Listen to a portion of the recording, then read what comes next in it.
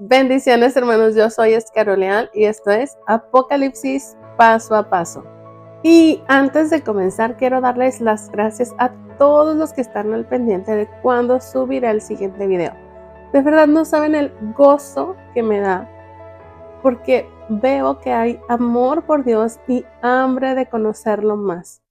Y aprovecho este momento para explicarles un poquito el contexto de por qué hay ocasiones en las que me tardo tanto tiempo en subir un nuevo video. Y es que si lo han notado, el contenido que subo no es lo que tradicionalmente se enseña. ¿Y por qué es esto? Bueno, yo no sé si en alguna otra ocasión se los he contado o no.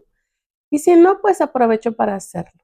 Hace aproximadamente 5 o 6 años le pedí a Dios la oportunidad de crear una célula de estudio de la Biblia, no con el fin de hacer una iglesia, sino solamente como la oportunidad de estudiar junto con otras personas interesadas en aprender más y de compartir un poco de todo lo que Dios hasta el momento me había enseñado, tanto a mí como a mi esposo, todas las pruebas que nos había permitido pasar, los milagros que había hecho en nuestra vida y compartir con otros cómo vivir tomado de la mano de Dios en el día a día. Ese era mi enfoque.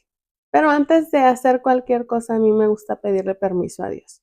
Así que esta vez no fue la excepción, pero al preguntarle si podía hacerlo, si podía compartir un poco de lo mucho que me había enseñado con otros, su respuesta fue: no sabes nada. Y bueno, claro que mi primer reacción fue quedarme en shock. Después de que ese shock se me pasó, dije: ok, entonces enséñame qué es eso que no sé. Y ese día no me respondió más, pero yo seguía con mi mente pensando en cómo puede ser que no sé nada.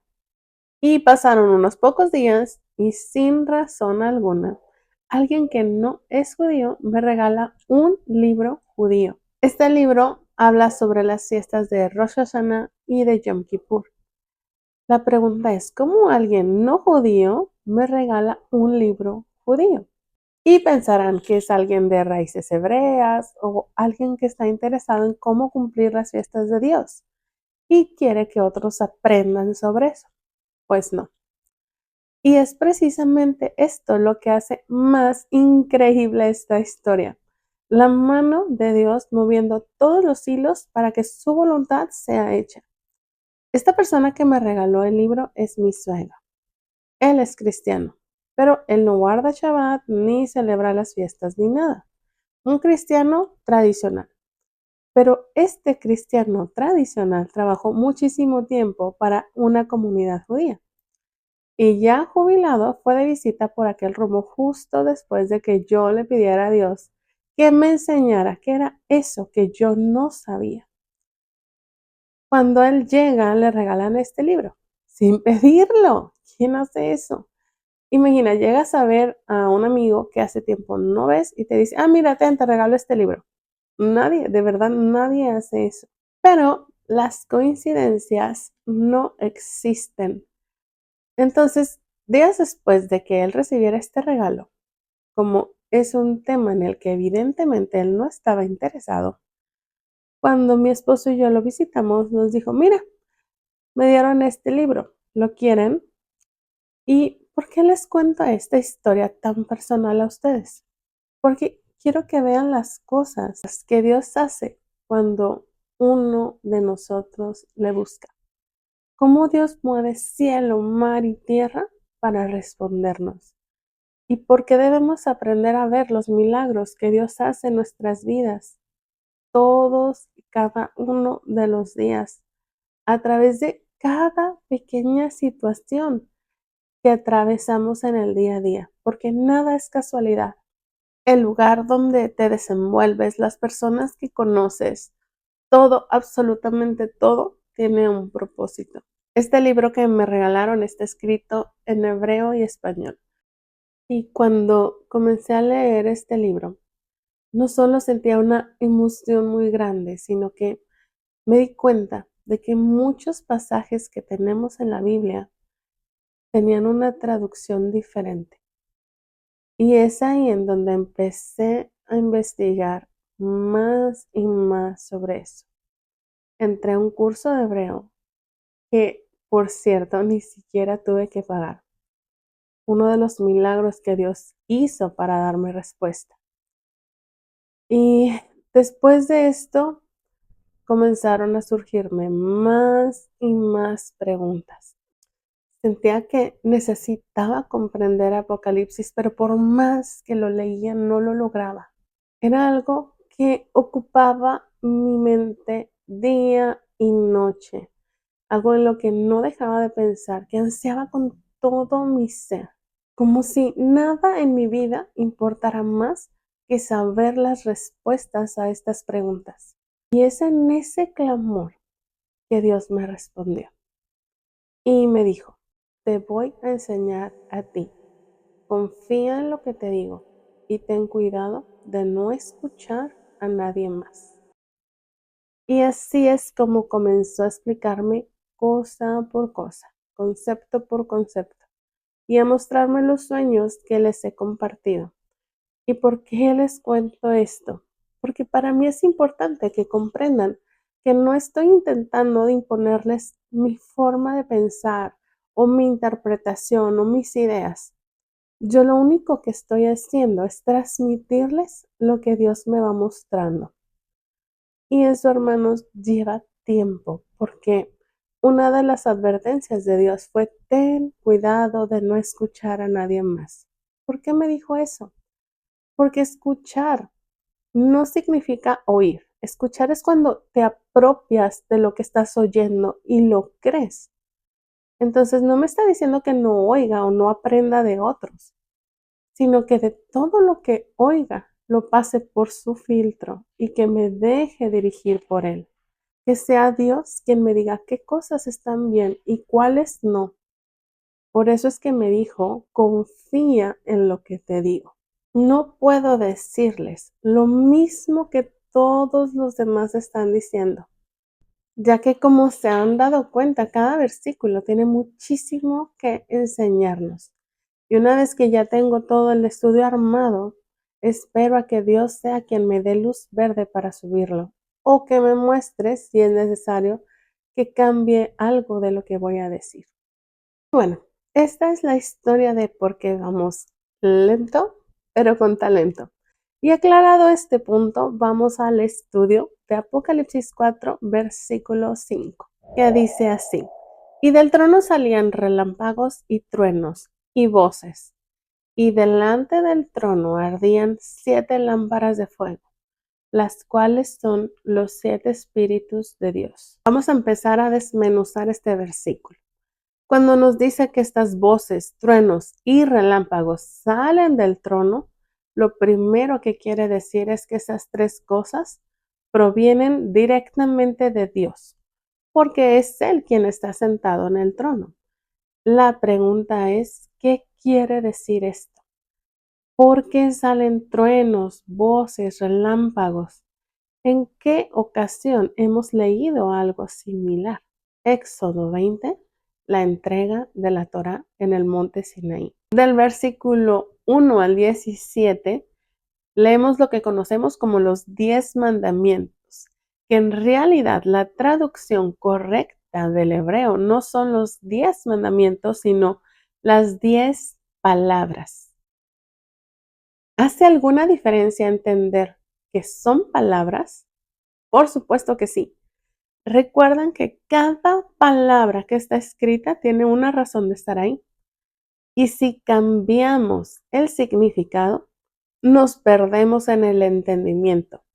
Apocalipsis 4:5 nos está diciendo que del trono salieron voces. ¿Y qué dicen las voces? Pues palabras, precisamente. Vamos a leer Éxodo 20 del 18 al 20. Y dice: ante ese espectáculo de truenos y relámpagos, de sonidos de trompeta y de la montaña envuelta en humo, los israelitas temblaban de miedo y se mantenían a distancia. Así que suplicaron a Moisés: pongan mucha atención aquí, en donde no dice voces, sino sonidos de trompeta. ¿Recuerdan que vimos esto en Apocalipsis 1? Bueno, seguimos en Éxodo 18:20. El pueblo le dice a Moisés, háblanos tú y te escucharemos. Si Dios nos habla, seguramente moriremos. ¿De qué tenían miedo? De la voz de Dios. Háblanos tú, le dicen a Moisés. Entonces, el primer punto es que cuando leemos que salen truenos, relámpagos y voces, se refiere a que Dios está hablando. Pero ¿por qué les daba miedo la voz de Dios? Versículo 21. No tengan miedo, les respondió Moisés. Dios ha venido a ponerlos a prueba para que sientan temor de Él y no pequen. Versículo 22. El Señor ordenó a Moisés, diles lo siguiente a los israelitas. Ustedes mismos han oído que les he hablado desde el cielo. Es decir, que lo que Dios quiere aquí es dos cosas. Una, infundir temor en el pueblo para que cumplan su ley. Dos, Él hace que todo el pueblo escuche y vea todo este estruendo para que no quede duda de que es Dios mismo quien está hablando y no piensen que es algo que Moisés se inventó. La pregunta ahora sería entonces, ¿por qué vemos esto en Apocalipsis en la visión del trono celestial? Porque no solo nos dice que Dios está hablando y ya, porque Dios aquí está dejando claro lo mismo que en la entrega de la Torá. Ustedes mismos han oído que les he hablado desde el cielo. Si se han percatado, en múltiples ocasiones en el libro de Apocalipsis, Dios se encarga de dejar claro que quien está hablando es Él mismo. Lo vemos en este versículo, lo vemos cuando se presenta como el alfa y la omega, lo vemos cada vez que se presenta en una de las cartas a las iglesias y lo vemos todas las veces que dice ser el poseedor de los 7 espíritus. ¿Por qué?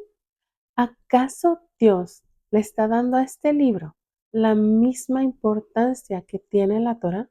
Apocalipsis 22 del 18 al 19. Yo testifico a todo aquel que oye las palabras de la profecía de este libro. Si alguno añadiere a estas cosas, Dios traerá sobre él las plagas que están escritas en este libro. Y si alguno quitare de las palabras del libro de esta profecía, Dios quitará su parte del libro de la vida y de la santa ciudad y de las cosas que están escritas en este libro. ¿Te acuerdas de este pasaje? Parece ser que sí. Apocalipsis no es cualquier libro. Y déjenles explico para que puedan alcanzar a comprenderlo. La Torá son los primeros 5 libros de la Biblia, lo que conocemos como el Pentateuco, y es lo más importante, porque Dios mismo la entregó a Moisés. Lo que leemos en los demás libros del Tanaj o Antiguo Testamento son una mezcla de profecías y acontecimientos que han tenido que pasar por interpretación, la interpretación de un profeta. Y les explico. Dios se comunica con nosotros de distintas formas. Un profeta puede tener sueños, visiones o escuchar la voz de Dios en forma de acertijos. En todas estas formas es necesario que la persona que tiene la revelación le pida ayuda a Dios para entender el mensaje y poder compartirlo. En el caso de Moisés no fue así. Por eso dice que Dios le hablaba cara a cara, es decir, sin acertijos. Él no tenía que interpretar nada.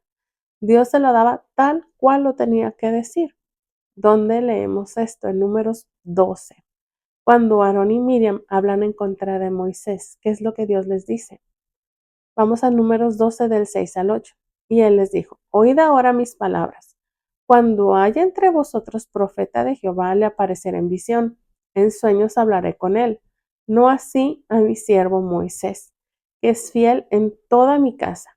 Cara a cara hablaré con él y claramente, y no por figuras, y verá la apariencia de Jehová. Por eso la Torá es tan importante. La base para reconocer a un falso maestro o a un falso profeta es que éste habla en contra de la Torá. Isaías 8:20. Si no hablan conforme a la ley y al testimonio, es porque no les ha amanecido. Y esto es muy importante entenderlo porque Dios en todo Apocalipsis está dejando su firma por todos lados. Y al final nos da la advertencia sobre aquel que le quite o le añada a este libro. ¿Por qué me tardo tanto en subir estos videos? Este libro es cosa seria. Corres el riesgo de que tu nombre sea borrado del libro de la vida o de vivir las plagas que están aquí escritas. Así que si algo podemos entender es que estudiar este libro es tan importante como lo es estudiar la Torá. De otra forma, Dios no se hubiera preocupado tantas veces en decir quién es el que está hablando. Juan, a manera de Moisés, no está interpretando absolutamente nada. Lo único que está haciendo es escribir lo que vio y lo que le fue dicho. Por eso es que no podemos tomar este libro e interpretarlo como se nos va ocurriendo, sin tomar en cuenta lo que está escrito en la Torá y sin pedir discernimiento a Dios. El hecho de que la mayoría lo interprete de la misma manera no significa que la interpretación sea correcta, porque muchas veces lo único que significa es que alguien habló y el otro repitió y luego alguien más y luego otro más. Luego se empezó a enseñar en colegios donde se preparan líderes y así es como cada predicador toma la postura que más le agrada y lo enseña después de ese modo. Cuando la congregación oye tantas veces lo mismo, piensa que esto es verdad. Por eso cuando leemos sobre la bestia con patas de oso, inmediatamente dicen es Rusia o Donald Trump es el anticristo porque sufrió la herida de muerte y vivió y el mundo se asombró. Eso, hermanos, son interpretaciones privadas hechas a la ligera, sacando conclusiones, desconociendo las bases, sin entender lo que en realidad Dios nos está diciendo. En Apocalipsis 4:5 leemos una vez más sobre los 7 espíritus de Dios, que ya hemos leído varias veces a lo largo de Apocalipsis y no lo habíamos estudiado hasta hoy. La explicación sobre estos 7 espíritus no es nada sencilla. El primer significado que vimos fue al comenzar las cartas a las iglesias, en Apocalipsis 1:20, donde dice el misterio de las 7 estrellas que has visto en mi diestra y de los 7 candeleros de oro. Las 7 estrellas son los ángeles de las 7 iglesias y los 7 candeleros que has visto son las 7 iglesias. En el estudio de Apocalipsis 1 vimos que no se trata de 7 candeleros separados, sino de una menorá. Y que esta menorá representa a cada una de las iglesias y que absolutamente todos nosotros encajamos en una de estas iglesias y que entender a cuál de ellas pertenecemos nos ayudará a saber qué es lo que debemos hacer y de qué nos tenemos que arrepentir. ¿Qué cosa tenemos que cambiar? Ahora en este versículo nos vuelve a mencionar a esta menorá, pero ya no nos dice que estas 7 lámparas sean iglesias. Ahora esta menorá representa 7 espíritus de Dios. ¿Acaso se está contradiciendo o es que los 7 espíritus de Dios son las 7 iglesias? Y aquí viene lo complejo del asunto. Hay conceptos en la Biblia que tienen más de un significado y la menorá es una de ellas. La más cargada de significados, diría yo. La menorá nos muestra las 7 iglesias, los 7 días de la semana, los 7 milenios de duración del mundo, los 7 moedim o las 7 festividades y entre muchos otros significados más. Tenemos, por supuesto, el de los 7 espíritus de Dios. De hecho, si googlean los 7 espíritus de Dios, encontrarán algo así. Basados en Isaías 11:2, estos 7 espíritus serían el espíritu del Señor, espíritu de sabiduría, espíritu de inteligencia, espíritu de consejo, espíritu de poder, espíritu de conocimiento y el espíritu del temor del Señor. Entonces, la interpretación que se da, y esto literalmente lo copié de un sitio, es la siguiente. Los 7 espíritus de Dios son una referencia al Espíritu Santo en la perfección de su múltiple ministerio. ¿Será que eso es lo que dice en realidad? No sé a ustedes, pero a mí esta explicación no me suena muy lógica. Comenzando porque el primero de los 7 espíritus de Dios es el Espíritu de Dios. Y al final tenemos el espíritu del temor de Dios. No lo sé, algo aquí me suena extraño. Suena como si Dios poseyera estos espíritus, como si fueran varios espíritus que conforman a Dios, como si estos 7 espíritus fueran algo que Dios posee y no algo que Él es o que Él crea. Entonces, después de un buen tiempo preguntando a Dios sobre esto, me fue llevando hacia lo que en Cábala se conoce como el árbol de la vida. ¿Qué? ¿Cábala? No, eso es brujería, es del diablo. No, hermanos, no lo es. Sé que hay quienes hablan muy mal sobre la Cábala, sobre el Talmud, sobre los libros apócrifos, pero fíjense cómo de la misma forma se les habla a los judíos mal del Nuevo Testamento, ¿o no? Siempre me ha llamado la atención cómo es que vamos a la escuela sin miedo de leer que nosotros supuestamente venimos de un mono o filosofías de ateos, entre otras cosas que contradicen claramente las escrituras, sin el más mínimo temor. Pero cuando se trata de leer libros apócrifos o de algo distinto a lo que hemos visto en la iglesia, ahí sí hay miedo para pensarse, ¿no? Sin embargo, algo que sí es verdad es que hay muchos charlatanes mezclando New Age con Cábala, así como hay mucho charlatán diciendo que Yeshua vino para que seamos millonarios.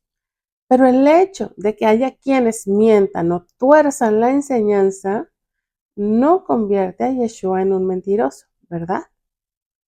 Así que tampoco la cábala es brujería por causa de algunos que la utilicen de esa forma. Entonces, ¿qué es cábala? Cábala en hebreo quiere decir recipiente. ¿Para qué es este recipiente? Para recibir. ¿Recibir qué? Enseñanza. ¿Qué enseñanza? La enseñanza de la Torá en su nivel más profundo. ¿Cómo así? Así como nosotros, la Torá tiene un cuerpo y un alma. El cuerpo, digamos que es la interpretación más sencilla. Cuando lees que en los días de Noé hubo un diluvio universal, en efecto eso pasó. Ese es el cuerpo. Pero si buscas en su interior, en el alma, entenderás por qué Yeshua dijo: como fue en los días de Noé, así también será en los días del Hijo del Hombre. Eso básicamente es lo que hace la Cábala. Se trata de profundizar en la revelación de Dios. Y con esto no les estoy diciendo que vayan a estudiar Cábala, porque lo primero que debes hacer es leer toda la Biblia en orden, desde Génesis hasta Apocalipsis, una y otra vez. No se puede correr sin antes saber cómo caminar, porque tienes el riesgo de caerte. Entonces, ¿por qué les menciono la cábala ahorita? Porque lo único que estoy haciendo es compartirles lo que Dios me ha ido mostrando para responderme esta específica pregunta. Aclarado este punto, vamos a lo importante. ¿Qué es esto del árbol de la vida? El árbol de la vida es un símbolo que representa la estructura del universo y está compuesto por 10 esferas. 10 esferas llamadas Sefirot. Cada esfera o sefirá nos ayuda a comprender a Dios y cómo es que creó el mundo. Y aquí es donde el árbol de la vida se entrelaza con el versículo de Apocalipsis. En este verso comenzamos leyendo sobre los truenos, voces y relámpagos. Y vimos que este evento nos traslada al momento de la entrega de la Torá, en donde Dios entrega no 10 mandamientos, sino 10 palabras. Por favor, concéntrense en esto que les voy a decir. Según la Cábala, Dios creó al mundo con 10 frases o 10 palabras. Estas 10 palabras son las 10 sefirot del árbol de la vida. Estas 10 palabras se transforman en todo lo existente. Es algo así como el lenguaje de programación detrás de la creación. Y esto nos remonta a Juan 1. En el principio era el verbo, y el verbo era con Dios, y el verbo era Dios. Lo que tenemos traducido como verbo, en realidad es palabra. Dios crea todo con 10 palabras. Estas 10 esferas o 10 sefirot son las 10 emanaciones o luces a través de las cuales Dios interactúa y se relaciona con su mundo. Estas 10 sefirot del árbol de la vida nos explican la multiplicidad de las manifestaciones de Dios en el mundo y nos ayuda a entender cómo es que Dios es verdaderamente uno. Estas sefirot son Keter, Jokma, Bina, Gesed, Geburah, Tiferet, Netzach, Hod, Yesod y Malhut. Keter, corona, Jokma, sabiduría, Binah, comprensión, Gesed, bondad, Geburah, fuerza, Tiferet, belleza, Netzach, victoria, Hod, temor, Yesod, fundamento, Malhut, reinado. Si se dan cuenta, hay algo de esto en la explicación tradicional sobre los 7 espíritus en Isaías. Por ejemplo, el espíritu de sabiduría es Jokma, el de inteligencia Bina, el de poder Geburah, el de temor Hod. Y sí, yo sé qué es lo que están pensando, que estas son 10 y no 7. Entonces, ¿qué es lo que está pasando aquí? Dios creó al mundo con 10 palabras, pero no creó 10 días, sino 7. 7 sefirot, o como dice Apocalipsis, 7 espíritus. Estos 7 espíritus son las 7 energías o manifestaciones con las que Dios se revela a nosotros en la creación del mundo. Una sefira para cada día. ¿Y por qué será que si existen 10 sefirot, Dios no las utilizó todas y creó 10 días en lugar de solo 7? Bueno, lo primero que tenemos que saber es que este árbol se divide en dos, en sefirot superiores y sefirot inferiores. Las primeras 3 que son superiores son Keter, Jokma y Bina. Las otras 7, Gesed, Geburah, Tiferet, Netzach, Hod, Yesod y Malhut, son las 7 inferiores. Dios crea este mundo con las 7 inferiores.